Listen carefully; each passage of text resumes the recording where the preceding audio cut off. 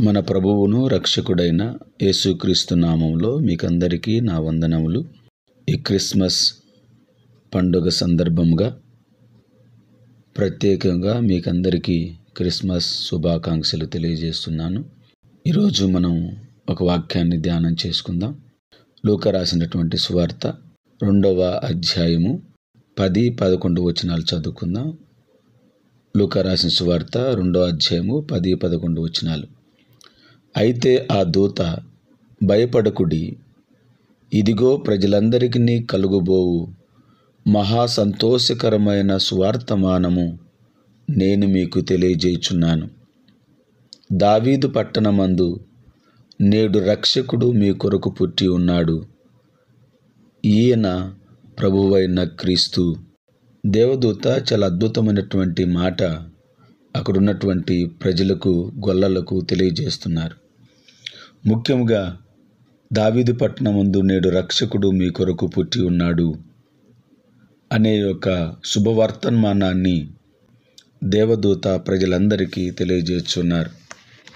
ప్రపంచవ్యాప్తంగా ప్రజలందరూ కూడా ప్రతి సంవత్సరము డిసెంబర్ 25వ తారీఖున క్రిస్మస్ పండుగని యూనివర్సల్ సెలబ్రేషన్గా ప్రపంచవ్యాప్తంగా ఈ పండుగ జరుపుకుంటూ ఉంటారు.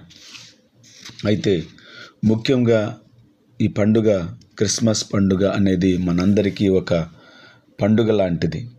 ఎందుకంటే యేసుక్రీస్తు ప్రభువారు ఆయన దేవాతి దేవుడై ఉండి తన సింహాసనాన్ని విడిచిపెట్టి మానవుడిగా ఈ లోకానికి వచ్చినటువంటి దినం, తన్ను తాను రిక్తునిగా చేసుకొని మన కోసం ఆ పరలోకాన్ని విడిచిపెట్టి ఈ భూలోకానికి వచ్చినటువంటి ఒక శుభ సందర్భాన్ని మన జ్ఞాపకం చేసుకుంటూ ఉన్నాం. అయితే క్రిస్మస్ అనేది లేకపోతే అసలు ఏం జరిగేది అనే విషయాన్ని మనకైనా ధ్యానం చేసుకుంటే, క్రిస్మస్ లేకపోతే మనం అన్యజనులుగా దేవుని ఎరుగని వారముగా మిగిలేవారము.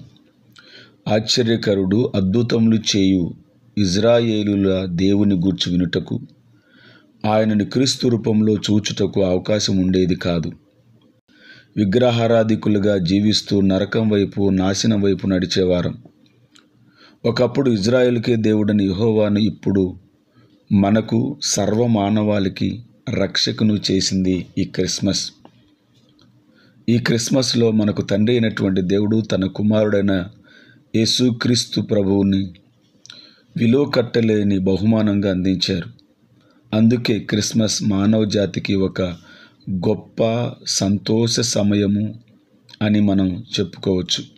ఈ క్రిస్మస్ పర్వదినాన నీవు నేను దేవుని ఆరాధించాలి, ఆయన స్తుతించాలి, ఆయన నామాన్ని మహిమపరచాలి, ఆయన నామాన్ని ఘనపరచాలి, ఆయన ఆరాధించాలి.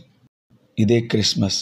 ఈ క్రిస్మస్ వెలుగు, క్రిస్మస్ ఆనందం మీ కుటుంబంలో ఉన్నటువంటి బిడ్డలందరి మీద, ముఖ్యంగా మీ తల్లిదండ్రుల మీద, మీ పిల్లల మీద, భార్య భర్తలు ఇద్దరి మీద, మీ కుటుంబ సభ్యులందరి మీద ఆ దేవాతి దేవుని యొక్క కృప సదాకాలం నిలిచి ఉండునుగాక.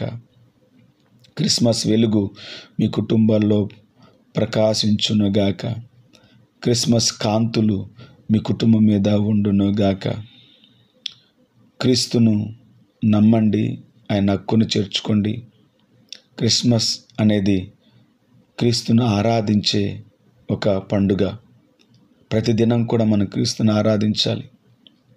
ఆ విషయాలు మీరు గుర్తుపెట్టుకొని ప్రార్థన చేయండి.